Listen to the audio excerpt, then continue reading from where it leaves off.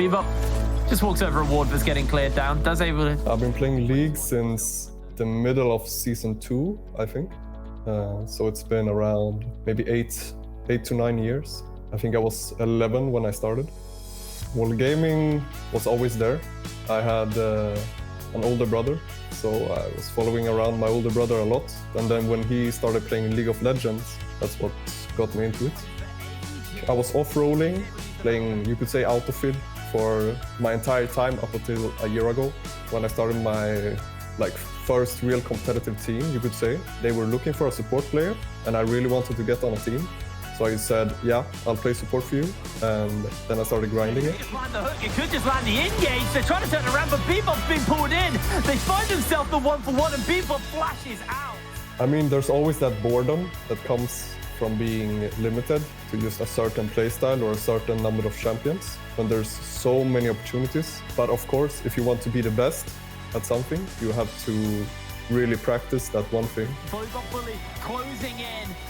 It's like Bruce Lee said, it's better to practice one kick 1,000 times rather than 1,000 kicks one time. They do not go down on their backs. They take this all the way. It's really great to hear from some of the players, and obviously Bebop Bully was one of the players from the last split of the Nordic League who kind of really stood out as a support player. We just saw him there, obviously, with Nordavind. Let's focus on our next matchup, however. It is our last of the day, and it is going to be the returning champions of the UKLC, Fnatic Rising, taking on Barrage, who had a surprising split. You know, given that Barrage have always consistently been a bottom 4 team, they put together a really good roster. Obviously, they've completely reshaped. Most people would argue, they would say they've got a lot weaker coming into the NLC this time round, and they've obviously got the biggest test, I think, realistically, of this entire scene, Fnatic Rising. Well, let's start with Fnatic, veteran, a team that has multiple championships behind them. They have got lots of really good performances in the European Masters. They are the top dogs, realistically, of the NLC. They are, but whereas they are currently the top dogs, it's not exactly like they were the dominant force of the UKLC in the last split. To all intents and purposes, BTXL were the most dominant team there, and they were almost the most dominant team in the full history of the UKLC if they'd closed out that last series. So whereas these guys are the victors, they are still yet to prove that they can be the full-on dominant force from start to finish, and they can start right here with Barrage. Like, we already know that Dan is a really, really strong jungler. We know that Axmati is a really, really strong AD carry, and Magic Felix will hear from here to high heaven about how many accounts this guy has in the top 10 of Challenger solo queue. Everyone knows that this guy is a beast, but there are still question marks about his consistency level. I think if you look at that EU Masters, a lot of people will point to Xmati and Magic Felix as being two people who may have faltered at the ends there. And Magic Felix has to keep proving that he can step up time and time again. He's actually against a very, very interesting mid laner this time coming out of Barrage. Yeah, interesting mid lane indeed. We're talking about Yadrin here. If you don't know this guy, back in the Danish scene, he was known for 2 champions. It's Kassadin and it's Vladimir. And then suddenly he sneaked in a choke F mid 2 out of nowhere. He's definitely an interesting kind of guy. He's got a very manly champion pool, the one that says, I'm waiting for level 16, and I'm going to carry the game from there. It's going to be interesting to see the competitive side of this, because we have seen him on picks like Syndra and Orianna. Obviously, it's not the comfort to him, but he does play these champions. I'm interested in seeing how this influences the team play. Are they going to get a whole new identity as a team where you're going for that straight off the bat 1-3-1 team with like Kassadin, Vladimir in the side lane, or are you going for different kind of lanes? To go back to the jungle then, we're talking about Flippers here. Flipper's a sort of interesting jungler too. Usually likes playing the Nuno, so if you see that ban, don't be surprised. He's Nuno one-trick pony, hit challenger with that. And he's also known for being extremely coordinated. He loves being the one taking the choices in the team. He loves being the one in the lead. Usually when people's played on a team with Flipper, they'll say his biggest strength is that he talks so much. And they also say his biggest weakness is that he'll talk so much. I mean, communication isn't something bad, right? If you talk, the more you talk, the more info your team has. But I'm just gonna grab that 1-3-1 point that you made, and I'm just gonna drive it straight home with Nightmares and Dreedy, because sure, the mid lane does play the Vladimir and the Cassidy, which can sit on the sideline forever until he hits level 16, and then keep on going from there on until the Nexus. But on the other side, you have Dreedy on the top lane, who's very used to playing the Renekton's, the Aatroxes, the Camille's, all those split pushers that Nightmares was so used to playing back in Diffuse Kid's last split when he was playing with Alois. So basically, remove the nameplate, and it's like he's now again playing with the same type of player. Now, the question right here is Nightmares going to be able to put the leash on the team and try to be the driving force of that 1-3-1 and keep his team safe and coordinate them? Yeah, I think you raised some good points there, and I think obviously we haven't seen many teams execute on a 1-3-1 as of yet. I really haven't had the chance to be honest with you. These games have been so ridiculously short and so snowbally. But you know, I'll be looking towards Barrage to see if they can do that with the talent, the roster of talent that they've got. I kind of want to turn our eyes down towards the bot lane as well, though, because if you've been following over the last maybe year and a half, a name that popped up across the UK scene specifically and then into the Nordic Championship was Denvoxne. He's a player that's slowly started to gain a bit of traction in the ERLs, kind of known as being a very, very mechanically gifted bot laner. Veteran, what are we looking at when it comes to the bot lane? We did just see Trouble touch on Nightmares here, but Denvoxne and Nightmares, how do they match up into Fnatic?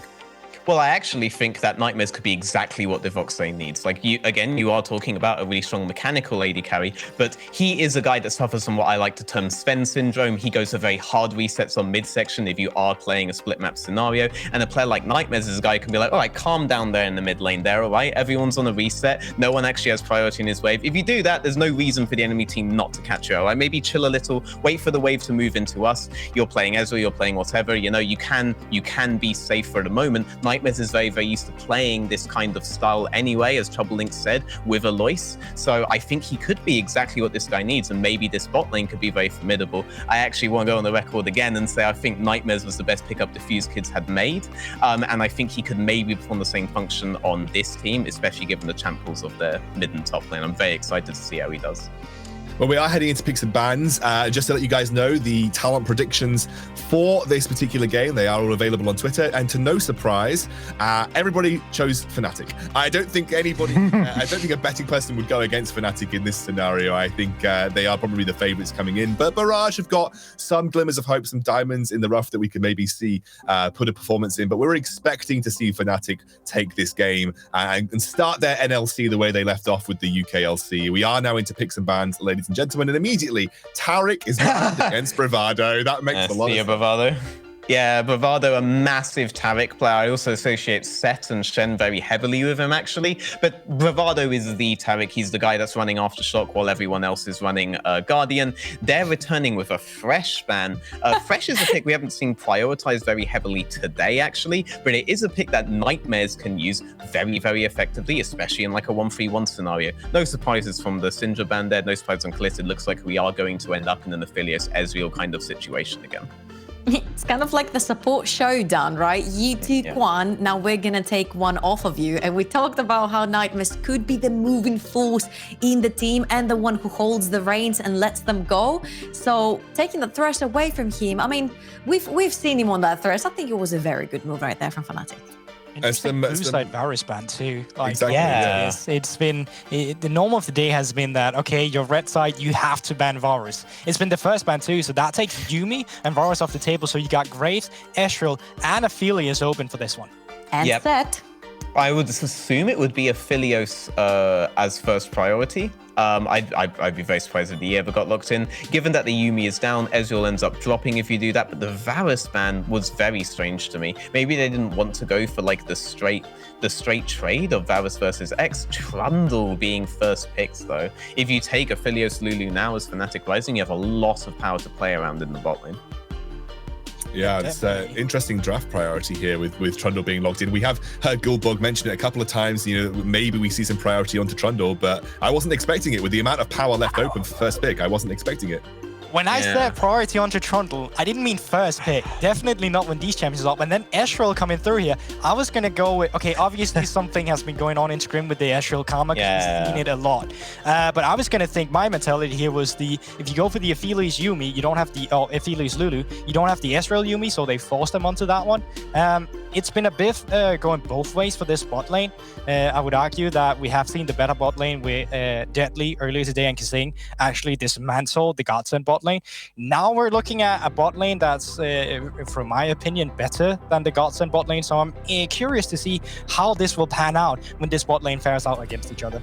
And we saw Wendelbo talk about Ezreal Karma versus the Aphelios. I do think the priority on the Ezreal Karma with the Yuumi down is coming down to their level 1 ability. Early game, I would expect to see them not leash on bot. Dan is a very intelligent jungler. I would expect them to try to either do something on level 3 or maybe do something off of a level 1-2 bounce back, though you can't rely on the level 1 bounce back. But now you have a triple range setup, you can definitely look for a third wave crash into a Graves pick on bot, or create a very horrible situation for them there. It offers you a lot of control. I think we're going to see these early Ezreal Karma rotations the more we go down the tournament.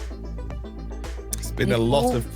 It's also resident sleeper. I mean, I hate to break it to everyone, but come on. We're seeing all these late game scaling compositions. Then we have games that end at like 20, 24 minutes, and they're like over. We saw what, a 10, 12 minute Muramana Trinity Force Ezreal. Sorry, that was a 15-minute one, and it was over from there. So I will give the edge towards the Ezreal in these matchups. Like Veteran said as well, they do have the level 1 push as well, and they can punish from there with all the skill shots and the poke from the Karma. So I do like it coming in, and you can also benefit the Graves with the shields as well coming into the late game. Curious mid-bans coming out of Fnatic here. Not quite sure you're worried about these particular champions, not just given the enemy composition, but also given Jadran's favored champion pool. I wonder if the research has been done here, or if they are opting into a specific draft based around what they think is really strong in the meta right now. I do think Trundle versus Graves is not necessarily so clear-cut. I do think that if Trundle is able to get in melee range in early levels, it's actually very, very difficult for the Graves to be able to match him, and there are ways to do that in the jungle. But I think we might end up seeing Jadran and whatever he wants, but that would require Fnatic to opt into a blind pick mid, and I think it's more likely that they opt into a blind pick top, in which case we might not see Jadran. Seer oh, never mind. There he goes. You see about does come through. I was going to say, if a Seer comes through, there is still a blind pick available there to you. But I think you're right. With the Seer ban coming out, I do think the smartest decision here will just be go for a top laner. You've got a great bot lane and jungler to play for here, so you don't necessarily have to have a pressure-winning top laner. You can just have a weak side top laner that's going to be fair fine. And then if you can get the mid lane priority with Karma and Graves, I think this could be Vladimir.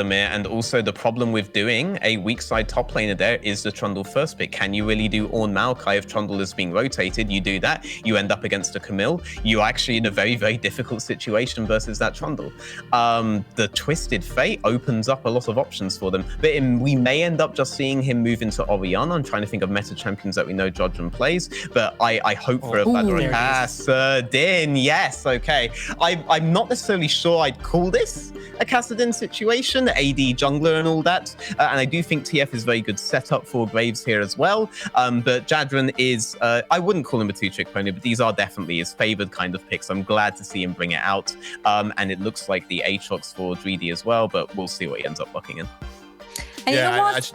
Sorry, go on, Alexandro, go on. No, I was going to say Aatrox is something that Pride will default to time and time again in situations. So it is going to be the Aatrox locked in for Dreedy in the top lane. And sorry, I'll let you continue now. I was really only going to say that. I'm not an analyst. I can't give you any extra. We really talked about Fnatic coming in, proving a point here, right? It's absolute dominance. They're coming as the returning champions. They're playing against, on paper, at least a weaker team. It's about smashing them. So you're not gonna ban both of Jadran's, both of his really great champions, right? No, you're gonna beat him on them. So this is a time for Magi Felix. We talked about that. This is a time for Magi Felix to show that he can. now the set comes through. But overall, over on the side of Barrage, obviously they're not favored in this. But if you're having a look at the champions, at the players piloting them, they did get what they wanted. This was what we kind of looked for. We knew that Dreedy was going to play the Aatrox. We knew Yatron was happy of the Kassadin. And we see Nightmares and then Voxnit just default to the Lulu Aphelios lane. So overall, it's what they wanted. Let's just see how they play out with it, though.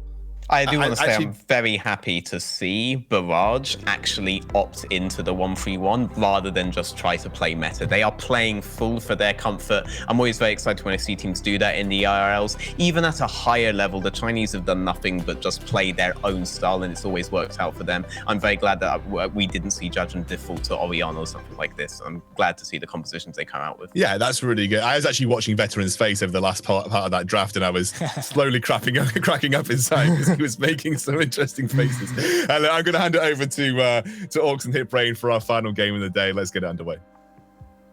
Thank you very much, Scoundrel. Hello and welcome for our fourth and final game of the NLC. And we are starting up with a doozy. Well, rounding it out with a doozy. No more tank top laners. It's the brawling in the top lane. And it's Kassadin versus TF, which has piqued my curiosity in this game. Magic Felix whipping out the Twisted Fate, but Yadrin, we heard that he was a bit of a three-trick pony. We heard that he liked to play, you know, multiple mid laners. Well, sorry, not multiple mid laners. Only has a small pool of mid laners he likes to play. And one of those, and one of the key ones for him is this Kassadin. Orcs, how are you feeling about this?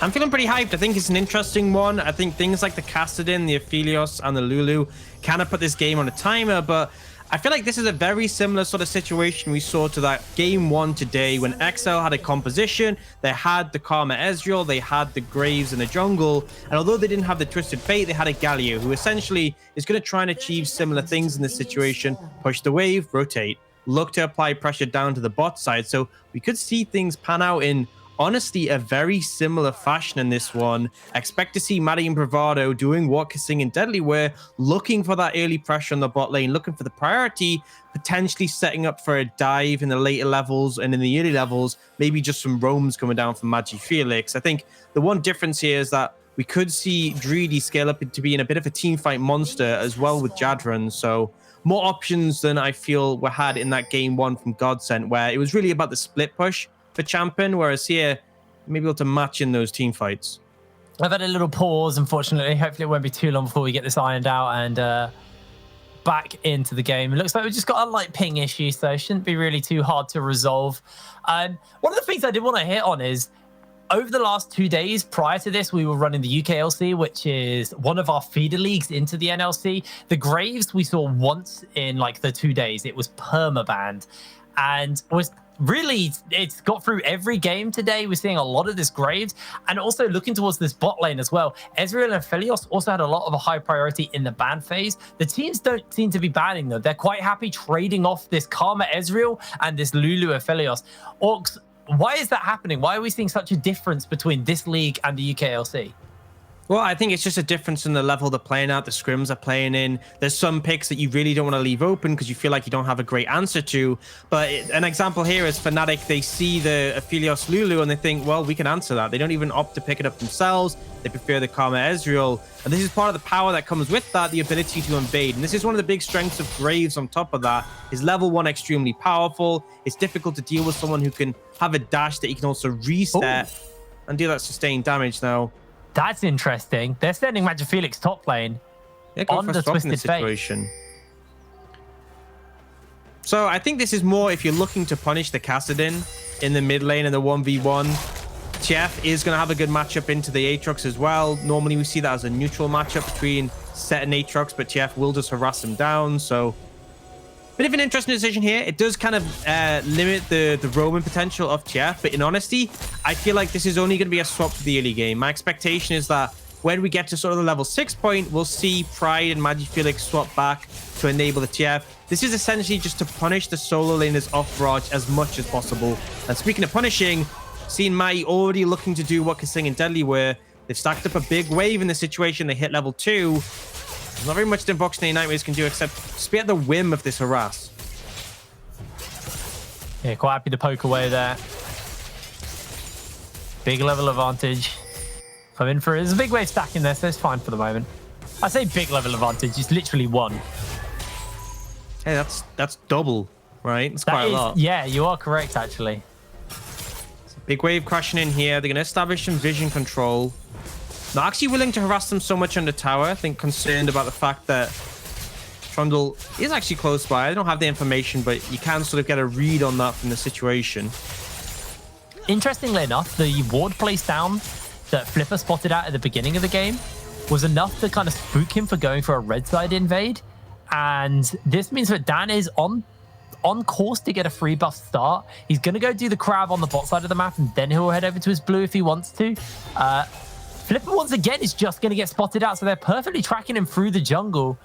Pride is having a bit of a beat up on Yadrin, just pulling him around. Bravado's positioning, though, as soon as he sees Flipper on the ward, he runs out of lane, and notice Flipper backed off. He sees Bravado leave the lane. He's like, I am not in a position to fight 4 against 1 because there was priority mid, priority bot lane. So he instantly backs away. And that one movement by Bravado based on the ward is enough for Dan to secure that bot scuttle. You notice Dan isn't rushing over. He knows it's safe. He has priority. He's doing blue there's no first, way mate. Flipper's going to risk it. Exactly. Some junglers might rush straight over there, but Dan's happy to take the efficient pathing. He wants his blue down so that he can trade the second blue off to Magi Felix once that's available.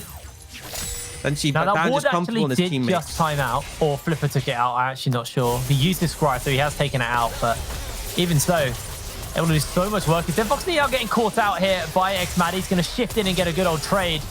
Good turnaround, though. The shielding from Nightmares and just the auto attack with the Glitter Lance as well. That's to kind of spook him a little bit. As Treaty versus Magi Felix here in this top lane is pretty rough for Treaty at the moment. Those red cards are starting to hurt a little bit.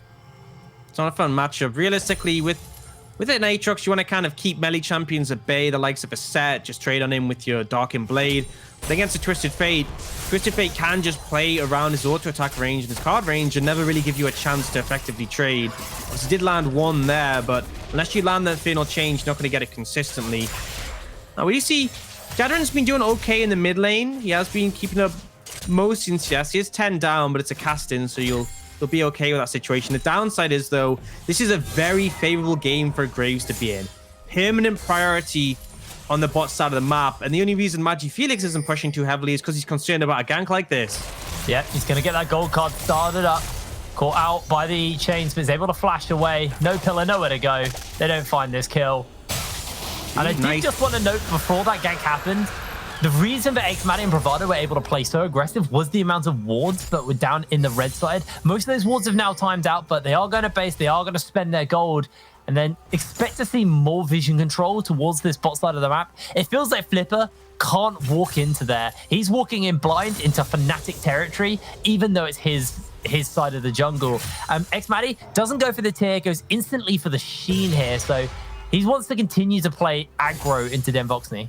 And watch, something we were talking about earlier is how I expected this to only be an early game swap. And as soon as the sort of level 6 point was hit, they would swap back. And look where Magi Felix turns up back in the mid lane. He's happy to go up against the Kassadin. And more importantly, he wants to have that ultimate available so he can use it to influence either bot or top lane. Most likely bot at the moment. He's actually going towards the ADTF build with the Phage in this situation. So not wanting to have too much magic damage against a Kassadin who does heavily resist it. Actually quite a nice pickup there to deal with that. Also, it means you can get that rapid fire cannon as well for the even longer range gold cards. I mean, I know some AP ones still build it, but you get it earlier at the least. I was going to say, you try and stop those PTFs from building it. Good luck with that one. I'm going to go for it. But like, it's a good second item instead of maybe like third or fourth. Now, Flipper uses that blast cone. He's been spotted out, and Dan's looking to chase him down. They're quite happy just going for this. They are on a ward, though, so they have to be a little careful. But it looks like Flipper, he's having none of it. He's 2 levels down on Dan right now. This is what I'm saying. This red side jungle is Fnatic's territory. I mean, it's just been a monstrous game by Dan. They were talking about on the desk how they wanted to see him show his proficiency in the jungle, and he really is. Now, I will say a large aspect of it is the draft. Having 3 lanes of priority does make it very easy, especially if you get up a level 1 invade. But, I mean, this discrepancy between junglers is huge. And even if Flipper hadn't been 2 levels down, they couldn't contest that because Kassadin was trapped under tower, and Magi Felix has his ult ready to go and assist. And Dan, He's not giving up now. Again, Magi Felix is essentially there already because he has the ultimate available. True shot onto Den. Shield comes down. This is so rough for Flipper. Been caught out by the gold card. Dan, he doesn't even care about the kills. Hey, remember The that CS difference is too big. Remember that 2-level advantage you were talking about? Yeah, it's 3 levels down. I mean, look, he's 800 golds up with no kills or anything. He's got over double his CS, and he's just taking all of his camps. And I mean, this this is is his a own problem. camps to go take as well. He's only 2 camps down on his side of the map. I mean, if he farms his camps, then he gets camps, but so does Flipper. If you farm Flipper's camps, then you're getting a big benefit. I actually saw the Destiny come down there. I think he was looking for Flipper, but the recall did finish off and get channeled. You do still get information from that, and I think with the recall coming through, you can see Dan going straight over to that Herald. No concern. And if you actually look at the vision control on this top side, we saw that invade come in from Magi Felix. Thank you very much, Observer. There's just so much. As soon as Flipper shows himself on this topside jungle, he's going to get spotted out. But in honesty, I don't think he wants to be anywhere near Dan right now. The only safe place for Flipper is on his fountain at the moment. I mean, he's on his Krugs right now, and he's just a complete polar opposite end of the map. He just does not want to deal with that right now. Yeah, just going to take a little bit here from Magi Felix. Let's get him in for the blue card. Actually, that tower shot may have been enough to kill Magi Felix. He's flashless. Yatchen's going to kill him. First blood in the mid lane. I'm a little bit speechless, honestly, after that. Magi Felix just... I mean, there's overconfident, then there's just raw cocky in that situation. Taking the tower hit, stepping up. When you're against a cast-in, you have no flash. He's always going to be able to dash to follow you. And pretty big oopsie daisy coming out from the man with 5 accounts in top 10. Or at least used to. But yeah, Jadran getting a kill on that cast-in, definitely a benefit. And we did talk about some of the scaling elements on this roster. The Aphelios Lulu, a big factor, the cast-in as well.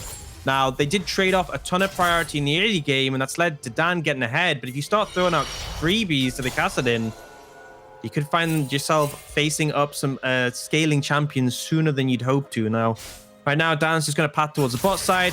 Dragon's going to be up in 30 seconds. He's got the Herald in pocket if needs be. Could look towards this objective, and I don't think there's going to be very much Flipper can do. He's still not level 6, by the way. He's lower level than the bot lane of his own team. Oh my lord. It's so rough. And I mean, I got to praise Dan. I think when Dan started playing in the UKLC, what we looked to him as was a jungler who very much played around efficient pathing, picking up a big CS lead. And I feel like the meta at the time didn't massively favor it, but right now it really does. You pick something like Graves, you get this far ahead in farm, you are going to take over the game. And I think this is very much a Dan-focused meta. And now he's throwing the Herald down bot lane. Flipper's nowhere to be seen. They're going to get the entire tower down here as it's already chipped down. And this is just flawless play from Fnatic right now.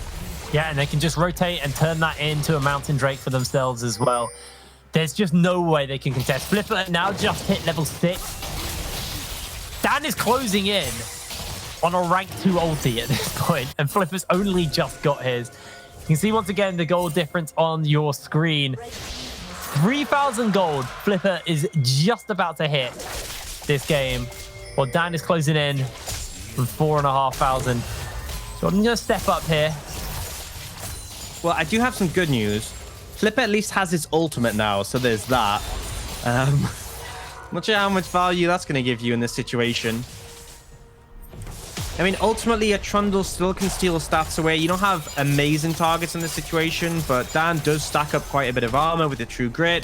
Pride is a moderate target at ult, not obviously on the level of, say, your Orns or your Maokais. But at the moment, it's just Flipper playing catch-up, trying to farm up, and now Drudy could be caught out. Yeah, Bravado is going to look for the tether here. X-Maddie gets the true shot off. Drudy has to pop the ultimate. He's going to get out of there. Fnatic just chunking out the top lane. They may just turn this into some more plates topside here. Oh, they've got the Destiny. Magi Felix looks for the kill, gets caught out by the knock-up. Almost biting off a little bit more than he can chew there versus the Aatrox, but this will guarantee these plates over to Fnatic. And it looks like Denvox near Nightmares. They don't want to deal with this Nightmare. They're just going to go bot lane and try and get some plates, get some gold on this Aphelios. Yeah, the aim of the game right now for Barrage is cross-map. Do anything you can that doesn't deal with Dan and those around him. They're happy just to force Pride away in this situation, try and get plates on the Aphelios. Their goal is to try and mitigate their losses by getting something on the other side. If they can do that, they may be able to scale up and become relevant. Right now, like, aren't really slowing down with their pressure. They are going to get this tower down, pretty close to going down, but they need to finish off. In the meantime, Dan and MagiFelix are just having their way with the jungle of Flipper, taking as much as they can. Pride just playing on weak side. He's happy to back away. I think Gets a bit of the flash there. He did steal it, so denying Flipper more, but he did have to flash in return. At this point, every little bit of gold they can deny from Flipper is actually really, really big. And MagiFelix has got that gold card started up. He's going to catch it out onto Jadrin, get this blow off from Dan. Pride is actually fighting Flipper on the other side of the map. Collateral damage goes wide, and now Dreedy actually, with those Darken Blades, is starting to do some serious damage. Pride throws out the Haymaker, and he falls down. Jadrin gets his second kill on the Kassadin. This is actually pretty big. We actually saw Jadrin being 2 levels up on MagiFelix before that play. Gonna get stunned here. Get gold carded in. Provider's coming in for the shields and the slows. Jadrin, be very careful there. Fine. I mean, ultimately, I feel like the biggest weak point on Fnatic this game has been MagiFelix. I mean, he had that really poor play where he got caught out by Jadrin. That ult top lane was messy. He traded flashes and he didn't get anything for it. And he's actually fallen behind compared to the Kassadin in terms of experience. He isn't too far behind in terms of CS, but this is a Kassadin you're talking about. If a Kassadin is beating you in CS, you're not having a good game. He's actually almost got as much farm as the likes of Dan and Maddie who are leading, so this could potentially become a thorn in Fnatic's side. This is one of Jadrin's signature picks, and he's getting away with it pretty unpunished. Have to be very careful now for your Fnatic. That level 16 Kassadin spike is something they really have to be scared of and don't want to have to be dealing with. But for the moment, they still do have pretty good control of the pacing of this game. It is 14 minutes on the clock. You can see gold lead still sits comfortably in Fnatic's favor. Although the Infinity Edge is now been finished up from Denvoxley, he had a bit of quiet time, got some plates to himself in the bot lane. Fnatic, they want to try and get this Infernal Soul. Infernal Soul's really, really nice. 4x Maddie here on the Ezreal. Yeah, I think that's one of the big things that sets the pace of the game. For now, Dan's playing up this Herald, pretty much uncontested. But you see, as you said, the Ardent Sentinels are coming in for Nightmares on top of that Infinity Edge. But we're still not at the point where we're ready to rumble. I think when we're looking at 2 items on Denvoxley, he wants that Runans. When we're looking at the Seraphs completed for Jadrin and the Rod of Ages being fully stacked, that's where they may be able to contest things more. So the question is going to be, are they just going to give up this Infernal Dragon, let them get to Soul Point, but then contest the 4th one when they're stronger? I think could be the call in this situation, but for now, Fnatic looking towards this mid tower. MagiFelix on that flank there, gets the gold card. Maddie secures the kill, and now MagiFelix actually being run down by Denvoxley. Look at the weapon combo, mincing through him. The shield comes through from the Karma, Wild Growth onto Denvoxley, and Denvoxley's still trying to 1v5. Does so much work on that Aphelios with the Lulu backing him up, cutting through Fnatic health bars. They don't lose anyone. The Denvoxley is starting to look pretty scary. But look at the bot side of the map. So they're going to get some damage on this tower, but you can see Jadrin pushing up, getting this blue buff, and there's no real warding on the bot side for Fnatic. So they should be able to take this mid tower and try and take this dragon on the back of it. Might be a little bit risky, but if they can deny the 3rd one away from Fnatic, it'll be huge. Now we see pings coming out. They have ulted with Twisted Fate for the information. Barrage going to start it. They're going to try and rush it down. Yeah, but in come Fnatic. Barrage have to be so careful. Gold card's going to connect. Dan flashes forward. He secures the kill. He's got the smite advantage. Dreedy caught in the middle of the team. The true shot Barrage cuts through them like nothing. And everyone on the Barrage flashes out of the pit. They want nothing to do with Fnatic. Just seeing the moment they realize this wasn't a fight they can take. Flash, flash, flash. And then the Kassadin able to get out without it. It was an ambitious play to try and rush that. I think more than anything, your jungler's 3 levels down and Dan combos well. We can see a little replay of that situation. Dan just dashes in, instantly steals it. And then as soon as the fight starts to go the enemy's side, they just all have to disengage. No chance of taking the 5v5. It was a nice attempt to deny the dragon, and ultimately it wasn't super costly. The summoners is the biggest takeaway here. I don't think the kill onto Dreedy is that impactful, but losing 3 flashes could end up costing them. Should be up for that next dragon. But if the fight starts a little bit sooner, or if we see Fnatic start up the Baron, that's where things could be a little bit difficult when those aren't available. For now, though, again, it's just looking towards Barrage to play that scaling game. Fnatic are getting towards that big spike. If you look across the items, we're seeing triple Triforce coming out. So all three of those champions get a massive benefit from that. And Xmadi is closing in on having that mana immune, so they're ready to keep the pressure going. And the thing is, they can comfortably do so. They have the Baron coming up in a couple of minutes. Soul is going to be on the cards a couple of minutes after that. So this is really a critical moment of the game for Barrage. What are you willing to give up? And at what point are you willing to go, okay, we've scaled enough. We have to start fighting now. Well, Fnatic, maybe looking for it. The pillar goes down and Flipper, he's just trying to get some gold. He's almost been Flame Horizoned in the jungle by Dan right now. Yeah, that's pretty crazy. And again, it's a Trundle. 18 minutes. If you're going to be playing a champion who's going to get that far behind in farm, might as well be something that can just build tank. But still, it's not a good feeling at all. And I think this is Dan showing how he excels in the jungle, what he's really good at. It is that path and it is denying the enemy jungler. It has put him in a really strong position. And now his team are also comfortably ahead. It is 3,000 lead, so not the most significant we've seen today, but it is enough. And Jadran's just finished up that Archangel, so still needs to stack it. And Voxnay got the components for the Runans, not quite there. That is the point I'm waiting for. But they may be able to say, okay, we're ready. Yadrin is going to be a real problem. He's now got the kind of 2 slower items almost finished up. The Rower, 1 stack away from fully stacking up at this point. The Archangel, still a little bit of a way to go before he finishes that one off. But with those 2 kills, with this DS lead he's got over Magifelix, with the fact that he's 3 levels off level 16, Fnatic have to be well aware of that threat. I think for me, the ideal situation is... Oh, Flipper. I think he's okay. You can see they are setting up now early for the vision around this dragon, trying to consolidate. I think you can see the Voxnay recalling. Ideally, I'd like to see Caston be able to grab a stopwatch, but I don't think he's going to have time before the fight. The end result is, though, we're going to see the Runans for the Aphelios. The Seraph should be pretty close. Looks like they're actually trying to collapse onto this Caston bot lane. Can be chunk him out a little bit here. They do get the slow. They're looking for the gold card, Magifelix. And Bishop. No rapid fire on him yet. Yajin does go forward. Just goes for the old force pulse, but not actually going to get too much off here. Pride's got the teleport. And a few wards he can flank onto inside Barrage's jungle. 1 minute until that dragon spawns up, so still a little bit of a way to go. Xmadi's Manamune has just finished stacking at this point, and now they're looking for the ultimate. Now they're looking for the Destiny. The slow's in. Denvox stunned up. The Wild Growth is used as the True Shot Barrage cuts through a couple of members. Dreedy looks to jump into the fight as Yadrin joins in as well. Instantly gets gold carded and face breakered out. Ultimate comes onto Xmadi. That will root him in place, but Pride jumps in, looking for something onto Dreedy. Haymaker will be dodged away with true damage, and Barrage do a good job to disengage from that fight because Fnatic could have got some serious picks there. Yeah, a lot of tools used from both sides. Ultimately, the health bar's a little bit low on the side of Barrage.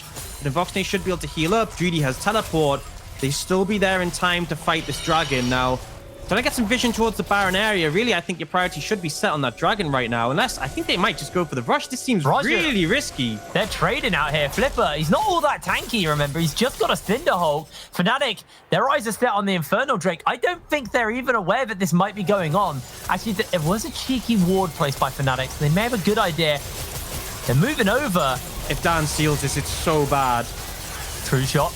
Gonna clip onto a couple of members. Dan needs to make the miracle happen. He can't get the steal off in time. Dreedy now into the flank. Dan's in the middle of the team, and they've got Xmadi. Xmadi's looking to take out Flipper. He's able to take down 1 as they do get the gold card in. Xmadi's chasing for the kill onto Flipper. Nightmares is running away from Magifelix and Pride. The fight is split up on all fronts, and the teleport's coming in from Magifelix. Nightmares is just bolting away, but Bravado will slow him down, and Magifelix will seal the deal with a gold card to secure his kill.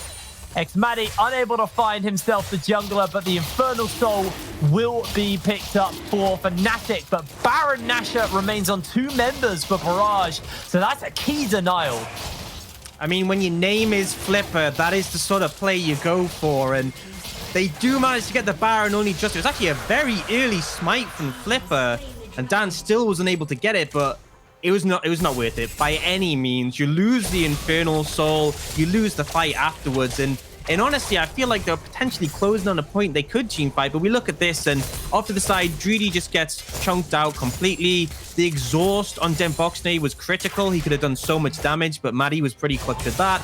And then after that, it's just chasing down members of the team. And I think, although Barrage were weaker, I think if they'd maybe hit their spikes, if they'd found a good scenario around that Infernal Dragon, they could have had a chance to potentially contest a fight. But the setup there was not good for team fighting. They clearly just wanted to rush and get out. Fnatic did not allow that. The Baron off Drudy. Xmadi will shift in and secure that with the Infernal Soul. Gold got by Magic Felix onto one. Then Boxney getting chunked. Magic Felix shifts forward. Doesn't have that true shot Barrage. And that turret did a lot of damage to Xmadi in response. I mean, this is the problem, is that this team is already seeming super strong. You got the rapid fire cannon on Magic Felix. You got that big spike on Xmadi, and with the Infernal Soul as well, their damage is just insane compared to what Barrage can offer right now. They need more time. The gold lead's grown to about 5,000 now, and they're looking to push in on this base. Yeah, they're looking to close in here. That's going to be the ultimate, the Infernum spread. Doesn't really do too much damage, though. It doesn't sink in to Fnatic. But they still are pushing into Baron, remember. Flipper, the only one who still has that. Has it for a little bit longer as well still, so Barrage at least have that. They can negate it a little bit, but the bases are coming down for Fnatic. This should be the death stance finished up for Xmadi, making him even more unkillable. Yeah, that's where really the Ezreal just becomes such a menace in these fights. You can play so aggressive and be unchallenged. It is hard to take him down, and we're still waiting for these spikes to come out from Jadran, still miles away, it seems, from the Saras. He's been charging it for such a long time. It makes me wonder if he's been consistently trying to stack it. But now has actually finally been done. I was thinking it should have come in quite a bit sooner, but eventually has that spike. But still, Demboxney far away from that death stance. And it's the Infernal Soul, just really the kicker on top of all this that's going to threaten them.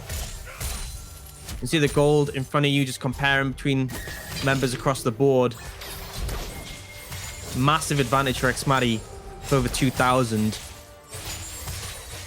Flipper still 3 levels down onto Dan. We got 3.5 minutes until that Infernal Soul the Elder Drake spawns up. There is one saving grace of this, and that is Jadran is level 15. If he hits level 16, this could be a very different game. He is actually higher level than everyone on the side of Fnatic.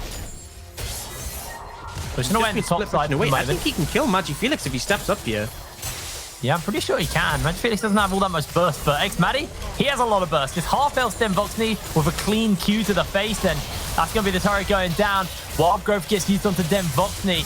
Fnatic are just stepping up, looking to push even more, but Demboxney doing a lot of damage. Xmadi, look at the assassination, unable to find it. The teleport's coming in. Magic Felix joins the party, and Xmadi gets killed, over-greeding into the tower and taken down. There's a teleport back coming in. This might be the turnaround for Fnatic, biting off more than they can chew. Yadrin, not level 16 yet, but he's still going to do a hell of a lot of damage. Spotted out of the ward as Flipper. He's going to get cut down by Dan. In comes the Kassadin. He's going to be able to take down another one. Now, Dan Foxy trying to cut through the members. Dan is going to get taken down as well. More shutdown gold into this Aphelios. They are turning the game around. Fnatic are falling apart at the seams. We see Fnatic try and brute force the game, and Matty makes the ultimate blunder. We're talking about how the Death Stance enables you to play aggressive. Not that aggressive. The tower is still going to hit you down. It's just a comedy of errors for this side, who are the reigning champions of the UKLC. I want to see the gold. Demboxney must have so much gold. Oh, I said he's 1,400. Okay, he got 2 shutdowns, so I look kind of how thought it'd be more. close he is to Xmadi. We were just talking about how he was 2,000 gold down. He's now 300 down. He has just closed a 2k gold gap, and he's playing Aphelios with the Lulu. We now have level 16 on Jadran. This could actually be the game of their own. Have Fnatic been outscaled? Maybe. We'll see on the next fight. We've just seen a Zhonya's picked up by Jadran. Demboxney has a Death Stance and a Vamp Scepter on top of that. This could actually be the entire game just thrown. It's going to depend heavily on the next fight.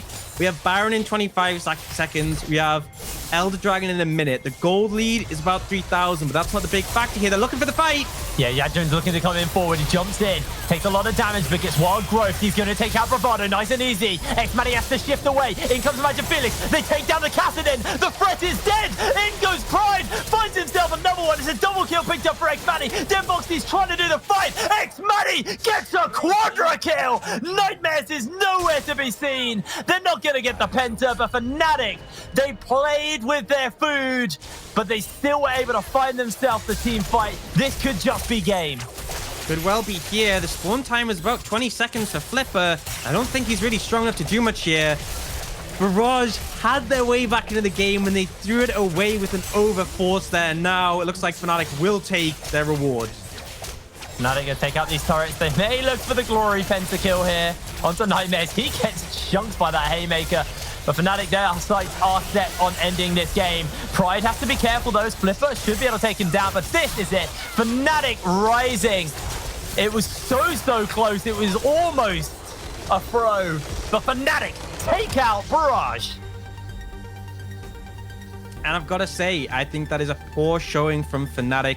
I think there were numerous mistakes from MagiFelix and Xmadi that I don't have words for how rough that was, nearly handing the game back to the other side. I think Dan played a spectacular game. I think the draft was intelligent and gave them priority to work around, but I think they just got really cocky with that one. They ended up overstepping and Barrage nearly pulled it back. I got to respect the patience from the team, waiting for those opportunities. And in particular, Jadrin on this casting looked like a real menace. We were talking about in the draft on the analyst desk how these two big picks for him, they haven't opted to ban them out. And we may see that in the future because he nearly got out of control in that one. I think Barrage just got ahead of themselves a bit, tried to force a fight. It ended up backfiring, but I was worried there for Fnatic for a moment. And they do manage to take the win, but I think you have to really go to the drawing board on that one, because if you face one of the stronger teams, one of the top 4 we talked about earlier, they would have punished that. I think that also speaks, you know, a lot about the tenacity of Barrage. They got stomped early. I think early they definitely need to take a little look at. Especially Flipper. I think that was a rough one. Especially Flipper. It was incredibly, their bot lane Flipper, it was rough all around. But I feel like the tenacity of Barrage to actually not just give up, they challenged Fnatic, and that looked like it would be probably one of the most one-sided games we had since the beginning of the day with XL. And actually, it ended up being the closest game of the day. So, you know, props to Barrage. It wasn't enough on the day to win the game, but Fnatic, they played their food a little bit too much. They got a little bit too cocky, and it almost bit them back. Now, guys, we're going to cut to a quick break, but we will be back for a rundown on the day and also an interview with Nico the Pico. So don't go anywhere. We'll see you in a second.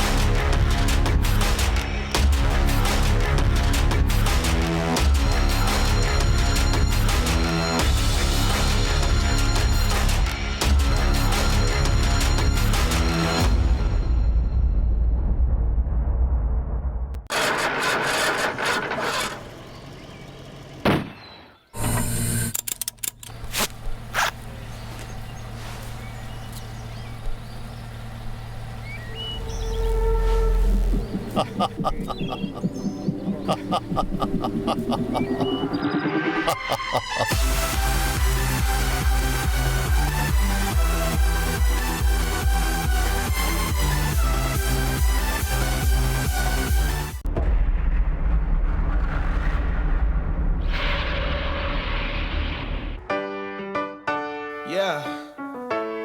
La la la la la la la. Yeah. Your life hits hard, but I hit right back. I never back down. I keep it on track.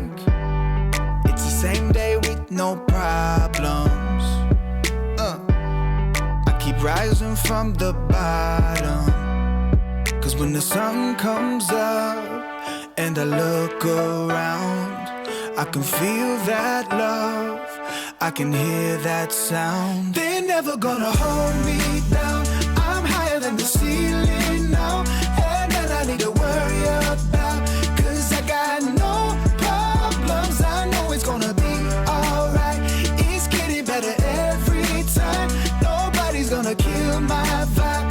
Cause I got no problems. Yes, every day was a war. Yeah, it kinda took a while. When they tell me I should stay, I just jump with a smile. Yeah, it's hard until you notice.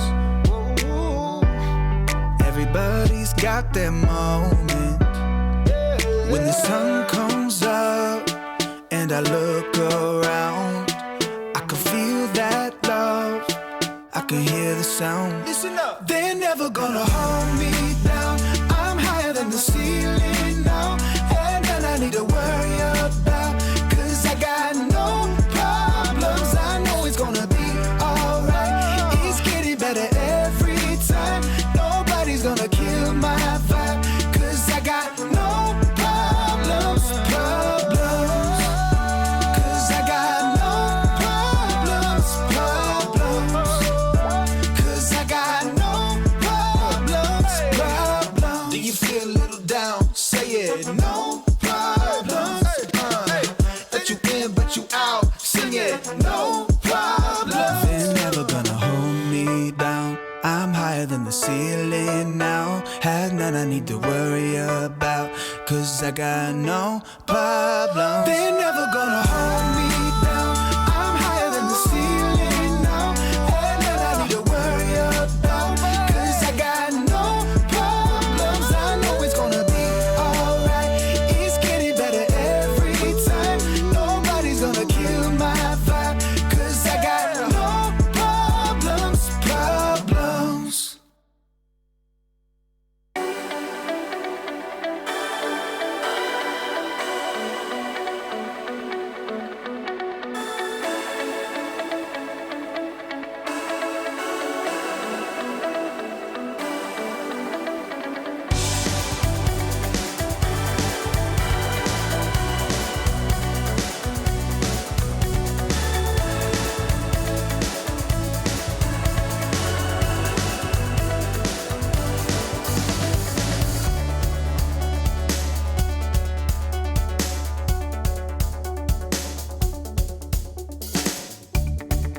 Don't look up, we're nearly in sync, but not in step just yet. When you time that look, you know this can't be second best. It's all in the timing. There's not a right way or a wrong way. It's just a short way or the long way.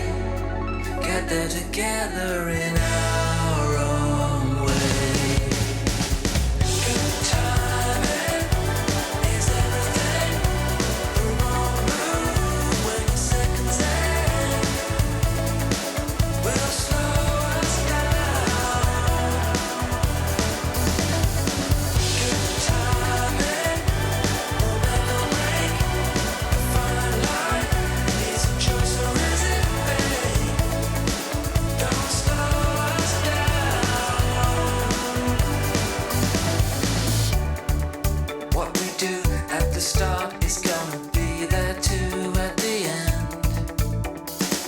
Get the pace up, keep the faith up, never breaking the link we've found.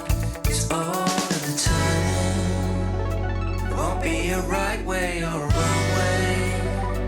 It's just a short way or the long way. Get there together in our own way.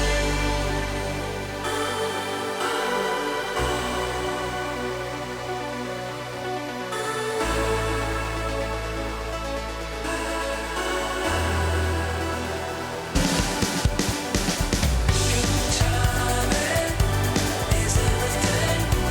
The wrong move when the seconds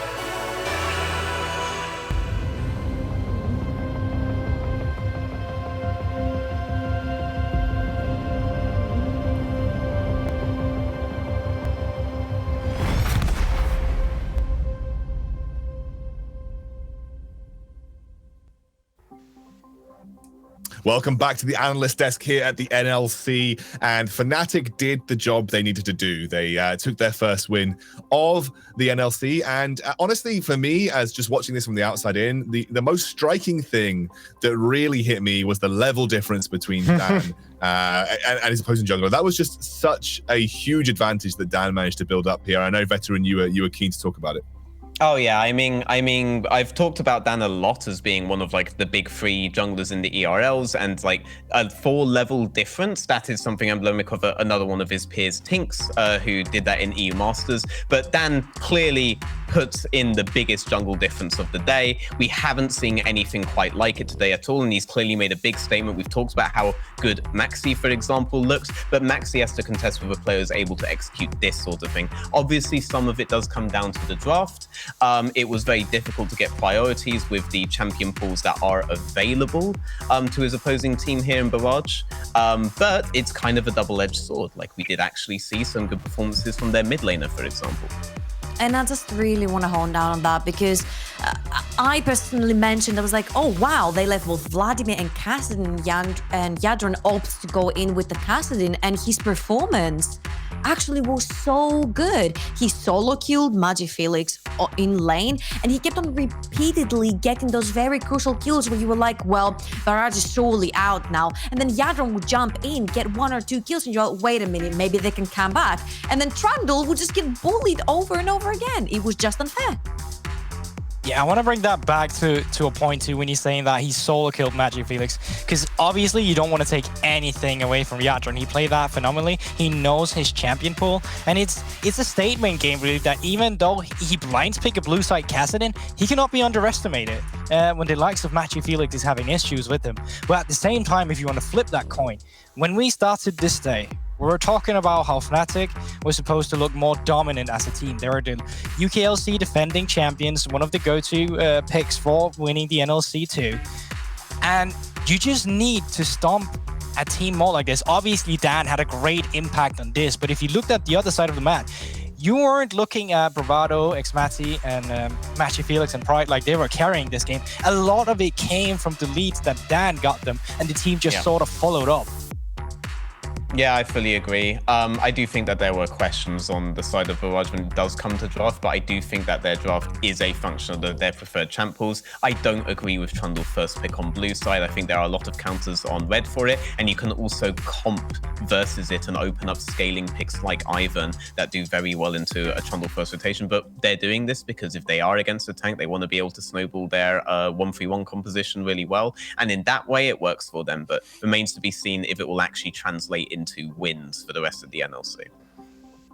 Yeah, obviously, I think Fnatic needed this win. I think most people would expect them to take it, and they did. I think realistically, some games you're going to have individual members from Fnatic step up, and actually Dan hasn't had that opportunity to do that much in the past, especially with the champs that he's often played. He's gone to things like the Zac, but when we saw him on the more aggressive things, like for instance in the UKLC final when he was playing the Rek'Sai 3 games in a row, I think it was, he did have that impact. And when Dan is the one driving Fnatic, it really feels like this is one of the more unbeatable teams in our entire tournament. Actually, I have got the coach Nico De Pico standing by, ready to talk to me. So let's have a little chat with Nico De Pico. Can you hear me? Yeah.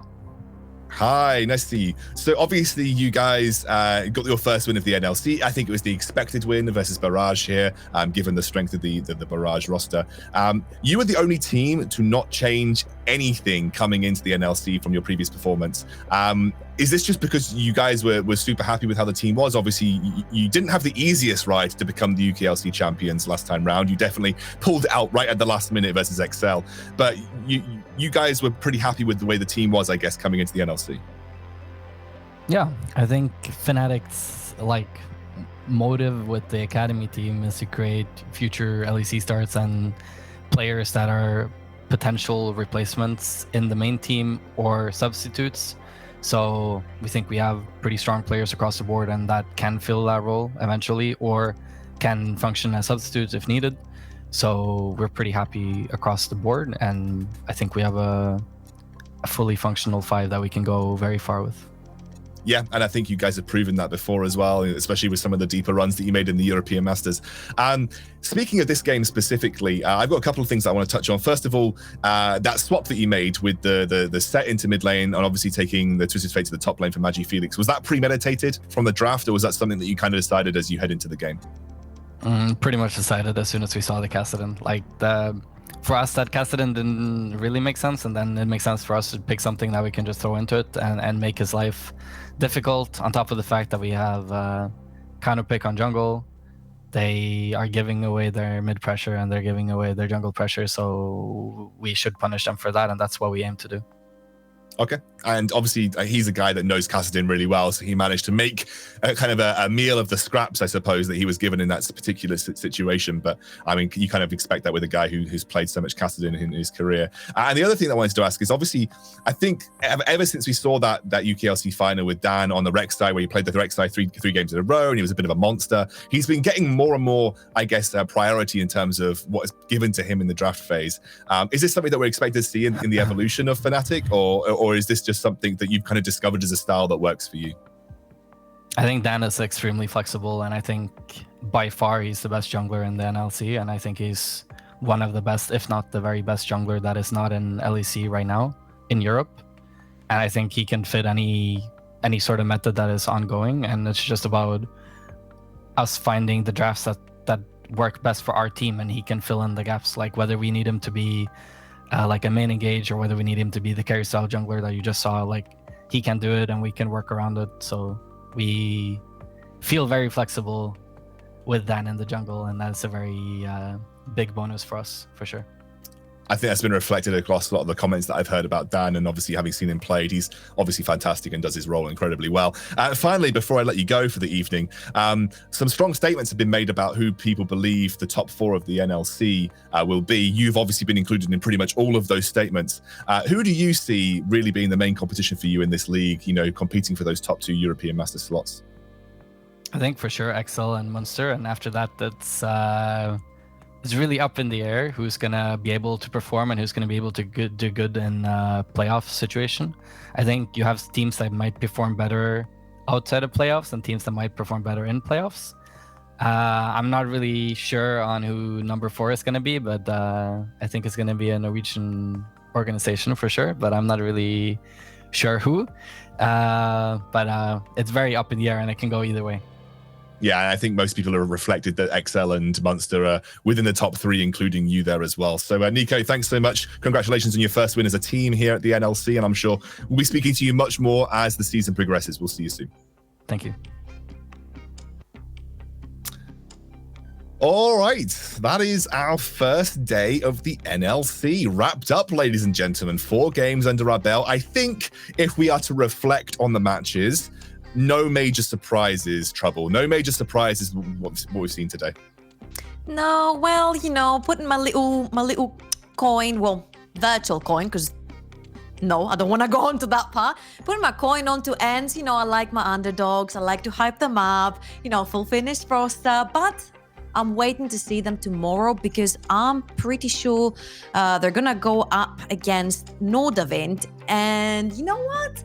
I do maybe put Riddle above Nordavind. So I'd like to see them, the style that they have showed today.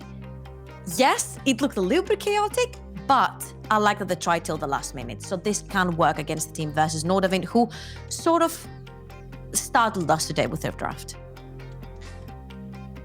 I was extremely surprised to hear that Riddle was not a definite top 4. I feel like my boys are being underestimated here.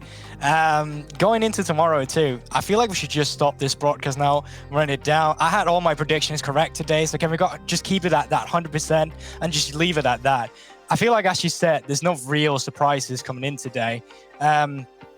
Obviously, the Nordavind Singularity game was a bit more up in the air, but we all agreed all over that Nordavind was basically going to take that. I think Riddle was no surprise they were going to take that. The same can be said for BTXL and Fnatic. So I think tomorrow is going to be more interesting. We got teams like Dusty and Trick, who I'm really excited to see. Yeah, I'm very excited to see how Dusty performs, but definitely I'm more confident about Godsend versus Singularity after seeing the Singularity Nordavind games. I actually think Godsend have a shot there. Yeah, and Veteran, actually, I wanted to get your opinion on today's matches. In terms of meta or playstyle, is there anything that really stood out to you, or was it kind of business as usual for what you expected, given the teams that we had playing up against each other?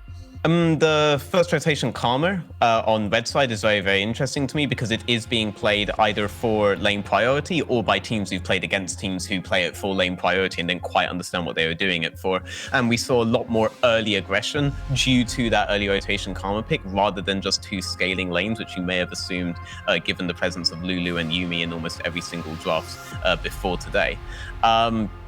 So that's probably the most interesting thing from like a meta perspective.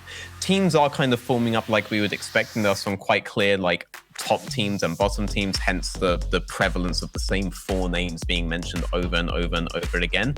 But also there are players that surprise us. Like the Kassadin last game was actually pretty well played right up until the last fight. I actually expect to see more from Hadron as we make it into the tournament, and I expect to see more from Barrage, and I'm really excited to see how teams like Dusty perform tomorrow and not just the big name teams like Monster Rugby Gaming, right? Because there is potential for that like set in stone top 4 to be caught up to, I feel.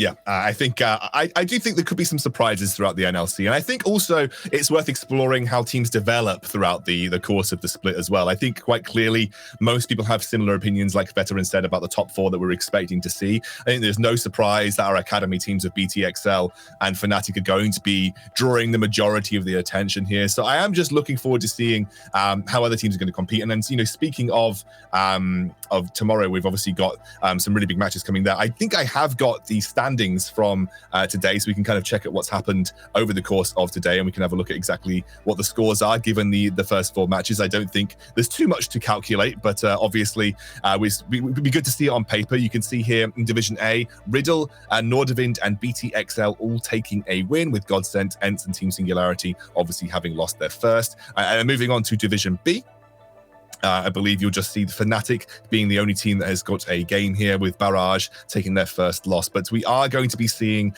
the remaining, a lot of the remaining teams going up against each other, with especially Monster Rugby Gaming, who have been very, very hyped coming into this particular tournament as well, alongside Fnatic and alongside BTXL. We have the return of Maxlaw to the competitive team. He has been out for quite some time. I think a lot of people are excited to see whether he can perform at this level and see what's required of him again. So in terms of tomorrow's matches, Trouble, anything that you're looking forward to specifically, any match that you're really hyped about going into tomorrow? I'm really hyped to see the first one, actually, Monster Rugby versus Eminem, because I kind of feel like the skill level is there for both of them. The rosters have been shuffled around, and even today we had a lot of questions that were not answered about rosters, about playstyles, about how teams like to play. So that's one. And the second one would be Ents again. I just want to see them turn it around.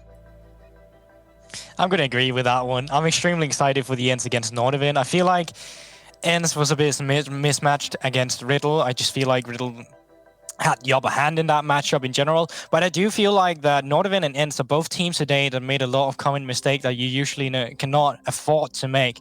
And I feel like whoever comes out on top of that is going to get the one with the momentum and the one with potential to actually improve on these mistakes that you've made. You've got already good VOD reviewing games out of these first games you've played for both teams. I feel like even though Nordavind won, there's a lot of mistakes they can go over, and I feel like in the loss that Ents made, I feel like there's a lot of mistakes they can get over too. So that I'm hyped for. I'm hyped for Monster Rugby Gaming, of course, but Dusty and Tricked, I can't wait for that matchup. Yeah, I actually really want to see Dusty and Trick myself. That's the game that I'm hyped to see tomorrow. I feel like all of the other ones are kind of like a given, and maybe there's stuff that we could see from Ents tomorrow, but I really want to see how both the Dusty and Trick's rosters adapt, because those are rosters where trying to find a very specific point of strength from them is difficult, because there's actually an odd amount of individual talent. I have a lot of respect for both Eren and Legions as mid laners. Coincidence has actually put on pretty good performances in the past. Jack Spectre Ultra's a pretty good player. Achu is actually a mainstay of the ERLs and amateur scene at this point, and Wazor himself has actually had very good top lane performances in the Swedish league in the past. So I'm pretty excited to see how both teams rack up, to see the identity of both teams, and for me the X factors there are how jungle will play around them, and then I think one of these two teams, especially Dusty in my opinion, could actually contend for a top spot later on, and I feel like that's going under the radar, so I'm very excited to see both of these two teams play against each other. Yeah, I heard you guys talk a lot about Dusty in the lead up to this. Veteran specifically mentioning Dusty quite a few times, so I am excited to see how they play. Now, ladies and gentlemen, we're going to draw the first day of the NLC to a close, but fear not, tomorrow we'll be back at 7 p.m. CEST for more games. So without further ado, we'll see you then.